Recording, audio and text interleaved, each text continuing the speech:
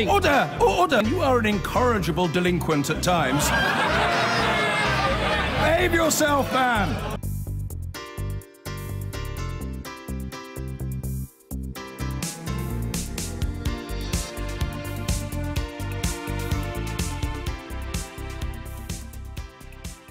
Now, a clampdown on visas for non-EU workers is having a devastating effect on the fishing industry in Western Scotland and Northern Ireland.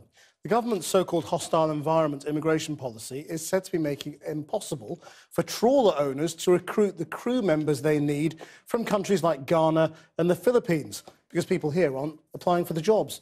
Alex Thompson has been to Barra in the Outer Hebrides to find out more. The lack of crew is now a crisis across the west of Scotland and Northern Ireland. The Aquarius has been tied up for weeks.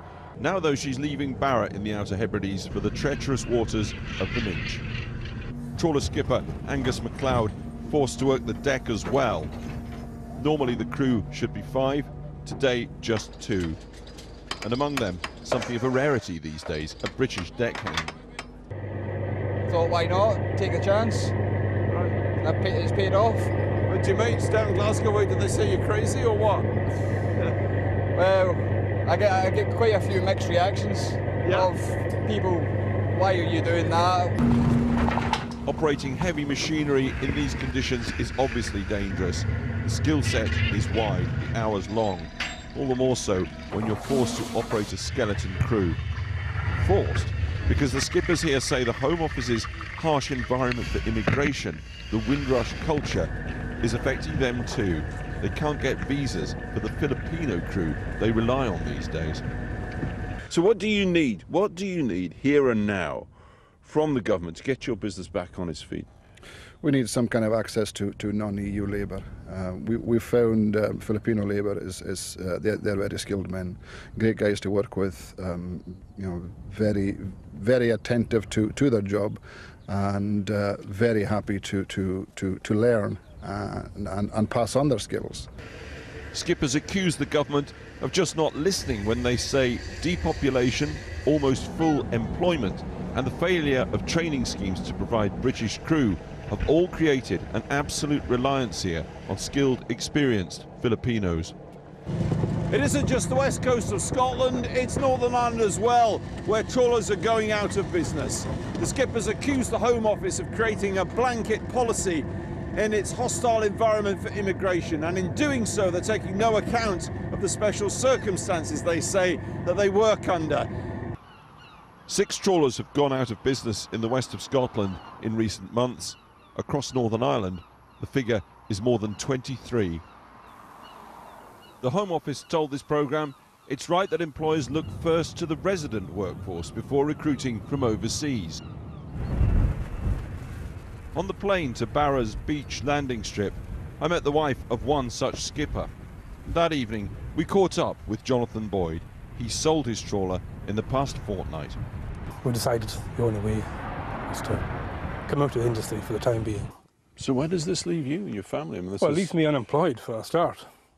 And my son. And your son? And my son, yeah. So we're just hoping that something will come of it. It just seems there's not enough votes in the fishing industry to make a difference to government either way. Across the bay from Jonathan Boyd's house, the biggest private sector employer on the island. This is Barra Atlantic, fish processing for supermarkets and consumers across the UK and beyond. The livelihoods of many here depend on this place, but the boss says the visa clampdown is putting the entire business in jeopardy. If we're not going to be able to source the fish, we can't produce, that's going to be another 35 people on the dole.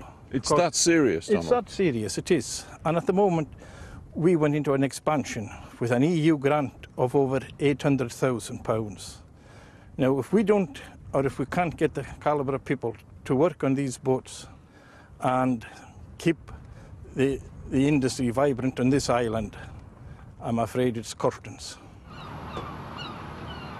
And, as we talk, an incoming call. He later took the call from an agent in Ghana, desperate to send over fishing crews to Scotland. Everything is already okay. Right now, desperate to get back, right? Good afternoon, sir. And every day, he said, Filipino crews texting him for work. Next evening, a Skype call with a valued deckhand, Rendom de Jesus, calling again from the Philippines. Very good place, very good people, very friendly. So I like it. I love Bara. Of course it's serious. If these other boys can't get crews, and us doing that huge expansion we're doing with borrowed money, it'll see the end of us. It'll see the end of the island, and we're the second biggest employer on the island. East Coast trawlers in Scotland can easily get visas because they fish in international waters. West Coast means the rich grounds of the Minch, domestic waters, and that means no visas for valued crew whose airfares from East Asia owners are only too happy to pay if they could just get them past immigration. Leaving Barra to cross the Minch to mainland Scotland. At Oban, the industry's legal advisor is waiting for us. Isn't this just a case of fishermen moaning? They want to be a special case, and frankly everyone wants to be a special case. I mean, you can't set a precedent and make one law different from one set of people from another, can you? There are a number of concessions. One, for example, for sheep shearers, which is for Australian and New Zealand nationals who are skilled in that area to come and work for industry here. There's another concession which is operated for vessels with non-European crew that are engaged in wind turbine work inside territorial waters. Oh, so it can be done? It can be done. The Home Office says between 2010 and 12, they operated a visa scheme which granted temporary working visas to non-EU nationals. However, they say they closed it because of low take-up. Back aboard the Aquarius, Angus MacLeod isn't sure how much longer he can go on like this, and there are plenty of other skippers like him. Hints there are of a breakthrough, a deal, but for more than 25 vessels, the Home Office's harsh environment for immigration in this case has already been terminal. Jobs and livelihoods gone. Alex Thompson, Channel 4 News in the Outer Hebrides. Well, this is also affecting the fishing industry in Northern Ireland, and earlier I spoke to the DUP MP Ian Paisley, and I started by asking, at a time when the government's trying to get immigration numbers down, what should be done to help the fishing industry? Well, first of all, we address this issue of immigration by what type of immigrants we actually need. And if this is a skilled labour that we need and we can't find it amongst our own local talent, then of course we have to allow immigration on this basis. And, you know, a blind man on a galloping horse would see that issue. So let's recognise that it is an issue. If we could attract local labour to do this, we wouldn't even be having this conversation. It's not been a problem. I mean, I know, for example, in our own fleet in Northern Ireland, we advertised for local people. Very few people took up that opportunity. We then advertised across the whole of the EU. Very few people took up that. We got skilled labour from the Philippines to fill those gaps. So we require that skilled labour to be in place. And of course, we are doing a deal with the rest of the world. That's what Brexit is about, and Philippines falls into that category. So let's do a deal that allows us to have good, sensible immigration numbers coming in that address the issue where we need labour in skilled areas. You raised the question of a post-Brexit United Kingdom. I mean, how do you feel things are moving? I mean, it appears that Theresa May is pushing towards some sort of post-Brexit deal in which we are in transition or indefinitely in something that's like the single market, that's in something like the customs union. Is that something that you will go along with? Because that's clearly what the people of Northern Ireland wanted, because they voted Remain. The fact of the matter is, I don't think you can actually say that's what the government is pushing for. The government has indicated, and again today the Secretary of State for Northern Ireland has indicated that we're leaving the EU, we're leaving the customs union, we're leaving the single market.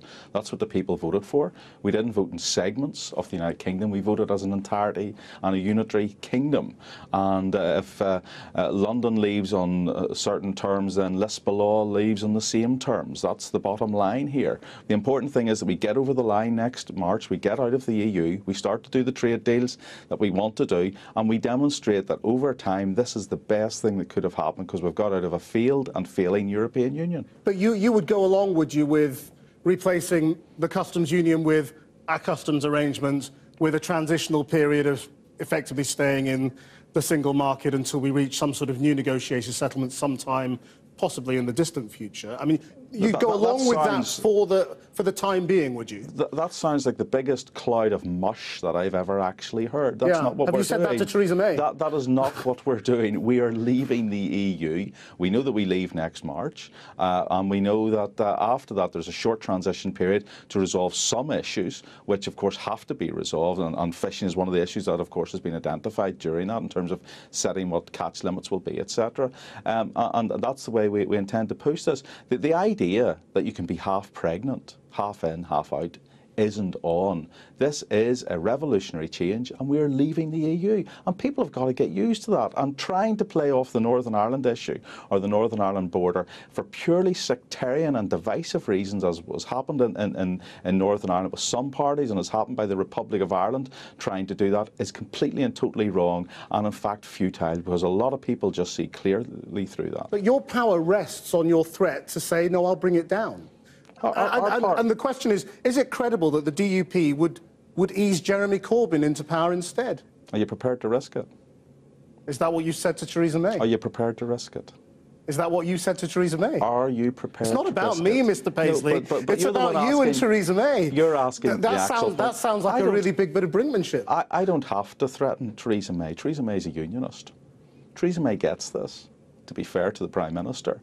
And behind closed doors, the relationship between the Democratic Unionist Party and the Conservative Party is an excellent relationship, and we understand each other, understand each other's needs, and know where we need to be for the entirety of the United Kingdom. Remember, our confidence and supply arrangement is on the basis of what is best for the whole of the United Kingdom. That's what we're doing, and that's what we're working towards. Ian Paisley, thank you very much indeed. Thank you.